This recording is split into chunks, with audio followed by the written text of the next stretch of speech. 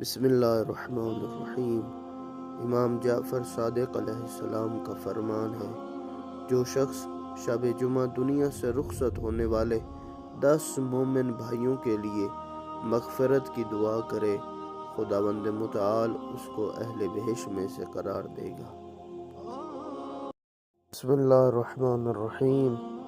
امام علی نقی علیہ السلام فرماتے ہیں کہ جب بندے بارگاہ خداوندی میں کھڑے ہوں گے تو منادی آواز دے گا، وہ شخص کہ جس کی اجرت خدا کے پاس ہے اٹھے اور بہشت میں چلا جائے۔